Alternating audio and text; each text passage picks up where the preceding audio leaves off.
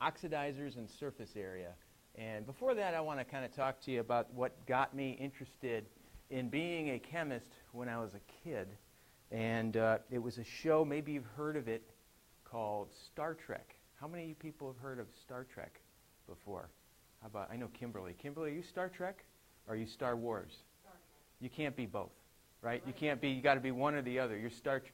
Okay, so then what really tipped me off and made me want to be a chemist was this episode with really good science in it. It was when Kirk fought the Gorn. Do you know what I'm talking about? Okay. There was so much good science in this episode. Now, first of all, I got to give you some background. What it was is Kirk kind of fell into the custody of these other civilization of people called the Metrons. The Metrons, it kind of sounds like a new wave band, but what they are is these other people that were just huge control freaks, and they wanted Kirk to fight this Gorn. What's a Gorn? Gorn is pretty much a mini T-Rex with fly eyes. And so they go to this barren planet, and they're watching them battle it out, the Metrons and then everybody on the Starship Enterprise. It was kind of like Hunger Games, right before Hunger Games, you know. So Kirk is losing to the Gorn, and the Gorn is just it's like shooting boulders at Kirk, and actually Kirk lands prey to a rope trap because the Gorn apparently hadn't mastered language but could make masterful traps of things, and so Kirk is limping. It looks bad for Kirk. Luckily, the geology of this barren planet was amazing because it was like a desert, but then there were these huge sections of bamboo.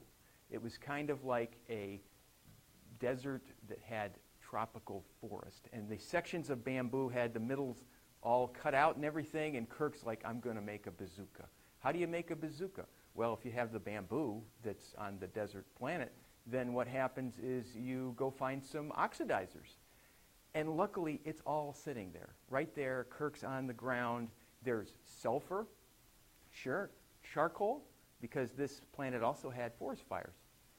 And potassium nitrate, you bet, that's your oxidizer right there. He puts them all together, right? Luckily, there's also like some sort of rope around that he could make a fuse out of. And so finally, he packs it all down in. And then the projectiles are these huge diamonds. I don't know why, actually, the Metrons didn't just say, we want the diamonds, you're out of here, you know, and we could be rich. But then, you know, the Gorn's coming up, and then bang, he blows the Gorn away. And then that's when I said to myself, just something went off like, this is stupid. I need to actually do some real science, like we're doing today. So thanks for watching Science with Mike and putting up with my Star Trek reminiscence. So let me first talk to you about surface area, all right? I want to show you how important things are when they're finely divided. Now, when you drive your car, you know, it's not what the gasoline liquid that's burning, it is the vapors, right? So what I got here for a little demonstration for you is some stuff called lycopodium powder, all right? And so that's what we're going to actually demonstrate surface area with the oxidation stuff we're going to do today, okay? So, okay, this is what we call in science a Bunsen burner, and I'm going to try to show you that this stuff called lycopodium powder, I don't know which camera I should show it to. It's just a bottle that says lycopodium. It's spores of stuff that actually don't burn too well. So if I go and try to put this Bunsen burner in, I can kind of singe it a little bit. Doesn't really burn all that well, but if I make it a finely divided sort of mist of it, then it burns a lot better. Right? There you go. There's our fire number one for today. So it's actually pretty safe because it's a solid and everything. So that's the importance of surface area. And what we're going to do today is we're going to actually do one of my favorite reactions. And the reason it's my favorite reaction is because when you put two things together and they spontaneously catch up on fire, that's just one of my favorites. So this is an oxidizing agent called potassium permanganate, all right? And it's that guy right there. Now, if you watch past episodes, what happens is when these charges called oxidation numbers are very large, +7, it's pretty much unstable, and it makes things reactive, very reactive. And so this stuff will actually work better and react quicker if you grind it. And I don't know if you'll be able to see that, but it's got a real pretty purplish color. And so this is where I'm going to grind something for 30 seconds. And maybe if anybody comments or anything or has questions. Did you like my Gorn story? I thought you would. Okay. So I'm going to make this finely divided. That's very important. And then what we're going to do is we're going to take something that can oxidize, put it with the oxidizer, and that stuff's called glycerol. Okay? And so what we got is an oxidizer and something that could be oxidized, and I'm going to grind it a little bit, and then I'm going to put it on this pad. All right? And I'll put a big mound of it. I'll know I'm done grinding it because what will happen is it'll start to turn darker. And that's because the particles are finer and they trap more light. And so I'm almost done. Let's give this a shot. But if you watch our first ever episode, we did this, and guess what I forgot to do? I forgot to turn on what we call in science the fume hood, which prevents the whole room from filling with smoke. So, okay. Any questions? What color is the powder from David A. Sinclair? What color is the powder? That's this stuff, or the lycopodium powder. This is actually a very grape juice purple, and it's getting darker. David Sinclair is asking questions. That's always good. I like that guy. He's a good dude. Good dude. Wonder if he's at the YMCA. He's probably working out at the YMCA. Okay. Well, that's going to have to be good enough. And now, let's not make the mistake I did before. Let's have my lovely assistant, Kimberly, turn on the fume hood. I can't really angle this. I'm going to have you show. I got to put it in the fume hood just on the edge. But what I've done is I've made a well that can hold the glycerol. Whoops. Right there. Okay? And what I'm going to do is very carefully pour a little bit into the well. And if I've ground it enough, you'll see a reaction happen. It's going to be an exothermic reaction with an oxidation from the oxidizing agent. Okay?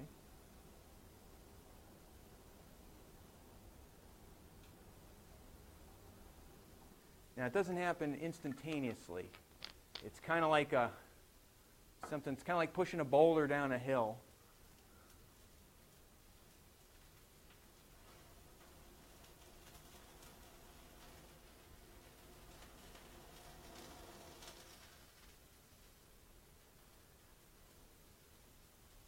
One of my faves.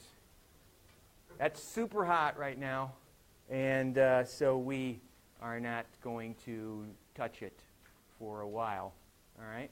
So right now, if you could see, it's red hot. It's actually red hot. And so that's the glory. That's my favorite exothermic reaction, potassium permanganate and glycerol. And so, cool. What happened in the first episode? What happened in the first episode, you can look at it. Look it up if you want, either on Facebook or YouTube. We pretty much filled the whole room with all that smoke. So the thing about the fume hood, and one of the reasons that we're glad to have one here in the lecture room, is it's pulling air right straight up and out. And so if there's any smoke that happens in there, ain't going to come fill the whole room. But luckily we didn't evacuate the building, and we, even if we did evacuate the building, it's pretty much already evacuated. So there you go. Okay, next. We're going to talk about the reaction of another oxidizing agent. This is called potassium chlorate. Now, this is what I want you to think about. This is also unstable, and instead of grinding it, it melts at a pretty low temperature I'm trying to get a head start on it, and I will by lighting this here big old Bunsen burner. And this is actually called a Fisher burner. Let me make sure I got that started. Okay. And so what I'm going to actually do is take some potassium chlorate. Let me show you what it looks like. Darn, it's in here.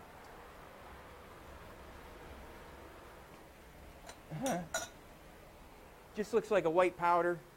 Melts around 600 some degrees, in that neighborhood. And so when it's a liquid, of course, its surface area is at a maximum. And then what we're going to do is we are going to oxidize sugar, some different candy, and then you folks are going to determine who buys it here. Who gets it? Is it going to be the Smarties, all right? Is it going to be the Necco wafers, or is it going to be a Tootsie Roll or Three Musketeers that are going to succumb to the oxidative power of potassium chlorate? But it takes a little while to melt it, so I think what we're going to do is we're going to have a little break, if we're ready, while I melt this stuff for 1 minute and 40 seconds. Are you tired See of this? in a bit. Then it's about time you got yourself a Okay, run beaker. commercial. Beaker. Billy Mole's here to talk to you about All right. the solution-containing power of Beaker. Made from high-strength, heat-resistant borosilicate glass, Beaker will make you the envy of your class. All the other students are jealous of my I know, I'm a little out of sorts. And with these lines, you'll get your measurements right every I'm looking at that time. camera. Check it out. Wow, look at those lines. Measurements correct every time. Look at these burettes. In a side-by-side test, the one with the beaker is less of a mess. Wow, I love Okay, yeah, it's a little But unnatural. if you act now, When I'm teaching, we'll I'm throw usually in over this here, Erlenmeyer but flask. I'll remember. Yeah. Unlike Beaker, the angled walls of the Oh, they can hear me? Erlenmeyer flask let you swirl your solution. Swirl it harder, harder, harder, all the way up until you have carpal tunnel. Tired of not getting attention from the girls? Well, wait until they see your Erlenmeyer flask swirl. Hey, that's a nice flask. Thank you. But wait, there's more. If you act now, in addition to Beaker and Erlenmeyer flask, we'll add these test tubes and test tube rack, beaker tongs, safety glasses, a watch glass, a graduated cylinder, and much, much more. So don't ruin your sneakers. Get yourself a beaker. Call Use No Valve 3000. Don't use beaker if it has a crack in it. Don't use beaker if it has a chip in it. Do not carry beaker on your head. Beaker. I guess my audio didn't, but that's okay. Thank you for putting up with us. Okay, so what I've got going on here is I've got the potassium chlorate is pretty much melted in one of the test tubes. And I'm going to start with some Smarties. They are small enough to fit in the test tube. And they are going to actually be mostly sugar. They're very finely divided. If you bash them up, you see that they're kind of that confectionery powdered sugar. And I guess what I probably should do is turn the fume hood on again if I could, if Kimberly wouldn't mind helping me turn the fume hood on. And we did this once. We did it with 4 Smarties. I'm going to go a little bit, oops, I just dropped one. I'm going to go ahead and do it with 6 because we push it a little bit here on Science with Mike. So what we got going on, oh, that's what we call boiling. I want to let it calm down a little bit. So what's going on here is basically there's an oxidizing agent, that's potassium chlorate, and then there's the sugar, which is very oxidizable. And what I'll also do, so you can see. By the way, there's something I didn't point out last, and you might see it this time, and that's why I wanted to mention. You might have saw a little tinge of violet to the flame. And that is the excitation of potassium. That's the metal ions in there. They actually get excited, and so you see that kind of violet color.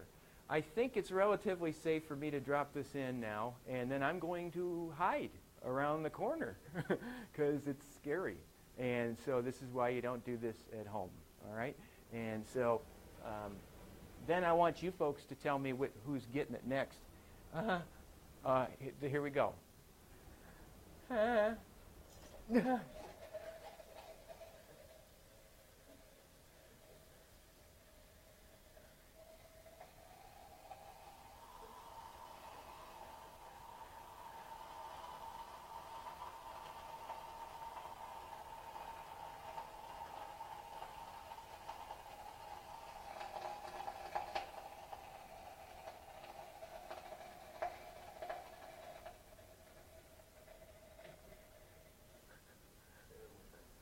All right, that is super hot oxidation of sugar with potassium chlorate. Now I guess I want to find out who gets it next. And it's going to take me a little while to melt it, and Addie wants to do it next, right? Okay, good. Now what I got to do, Addie, though, let me get all the stuff out of the way. I got to actually melt it for you, okay? So what we got going on here is... and then what we're going to have you do, it's going to take a little bit, all right? I got beaker tongs. You might have heard of beaker. It's something we use in the lab.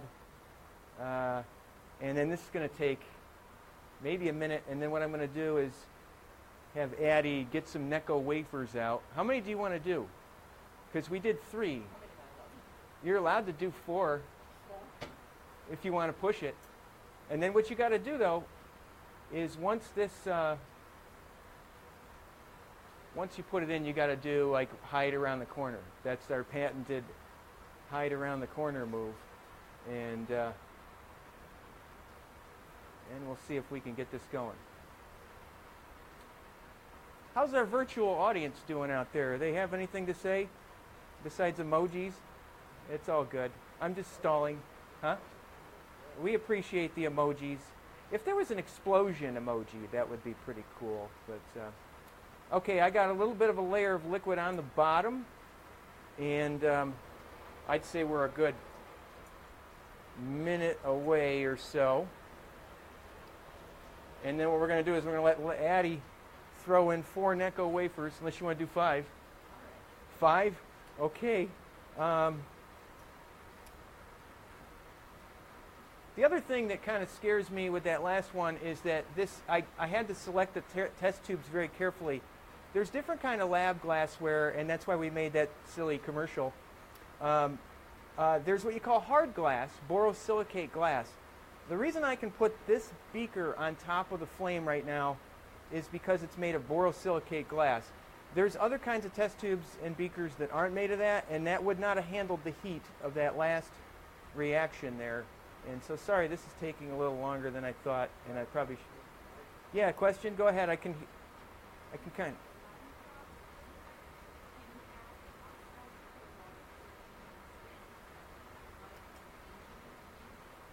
I can't hear good because of the fume hood. I heard the Latent effect? Yes, I do. Do you add an oxidizer to water so you can extend the life of the friction and heat between the drop of water and the surface of the water? This sounds like the Gorn episode that we were talking about. No, but... Drop of water, I noticed the water drops floating on the surface of my coffee when I stir it, but they lose heat in sync. It's fast. But have you noticed this effect before? Well, that would be something we're not... Huh? Yeah. I just want to make sure I'm holding this good. That's Dave. Dave? Yeah, Dave. Well, Dave, the Leidenfrost effect is kind of... If you talk about oxidation of water, you know, the oxidation numbers of the participants in water are pretty much where they want to be. That's why water is such a stable compound. The oxidation number of hydrogen is usually +1 in a compound and -2. And so water really isn't something that easily gets oxidized or reduced. You can throw electrodes in the water and you can electrolyze it and make hydrogen on one end and oxygen on the other end. But it's a pretty stable compound, which is kind of why we're mostly made of it. But Yeah, sorry, I'm also trying to melt this stuff, and it's taking a little long. Is there like a stirring rod in there that I can use to get this bashed up? And then I'll get it ready for you. We're about 30 seconds away, I think, if I can stir something.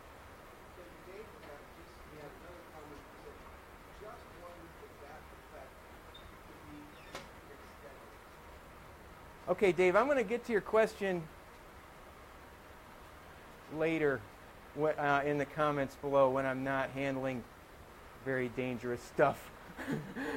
Right now I'm just trying to levitate over molten potassium chlorate, Dave. So I'm using a different part of my brain. No offense. It was a high-level question there. Dave, don't be disappointed in me. Okay, buddy. Thank you. Okay, so what we got next is we're going to let Addie drop into this molten potassium chlorate, and then she's going to run out of here, and I'm going to get out of the way. Actually, it's sort of boiling. Just going to put it right here, and then we're getting out of the way as soon as Addie does that. I'm going to get at a safe distance. Go ahead and save yourself, though, and get the heck out of the way when you do it. Good. You're good.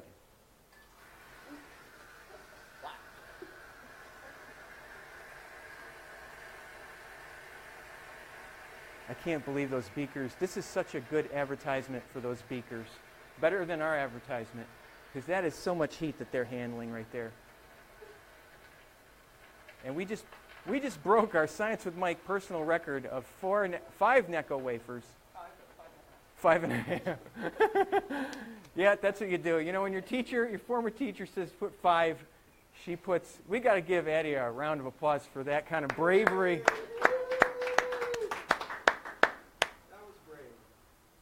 Folks, I would love to do more, but that took so long to melt it. I think we're going to kind of maybe get to the point where we're going to wind it down here. Anything? Question? I can handle questions now that I'm not handling molten potassium chlorate. Okay, Mark, what's up? Can oxidation of sugars be beneficial in feeding feral chickens? Okay. If you know me from Facebook, you know I've been documenting a loose, kind of homeless chicken. And, chickens, I checked on this chicken. I called it Clucky. But I do got to say that one of the, main processes that keeps you alive is the oxidation of sugar. You don't do it like this.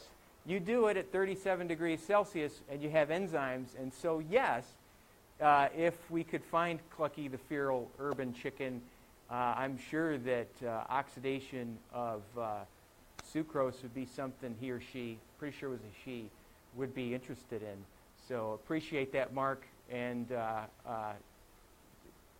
sorry I haven't seen her for 2 days, but I don't want to bring it all down.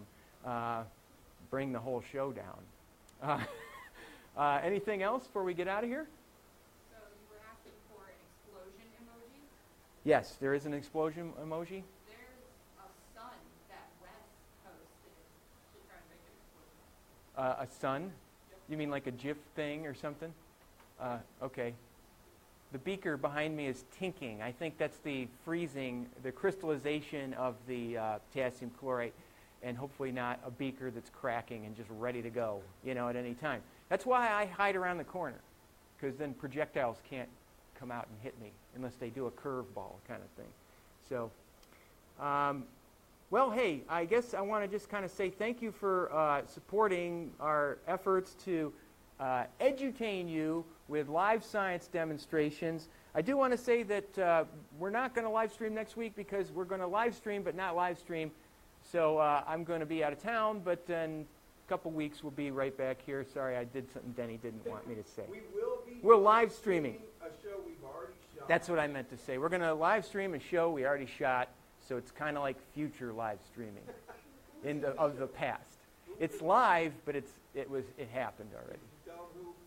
It was a really cool bunch of kids in healthcare camp from Children's Hospital. They were absolute troopers, and so 10 o'clock on Saturday. Hopefully, we'll see you there. So, thanks again for watching, and thank you, Kimberly and Addie, for helping make this manageable, and thanks for everybody. I think the TriCaster did what it needed to do, except when I talked over the commercial. You can watch it again probably at some other time. Thanks again for watching. I'm Mike. Peace out.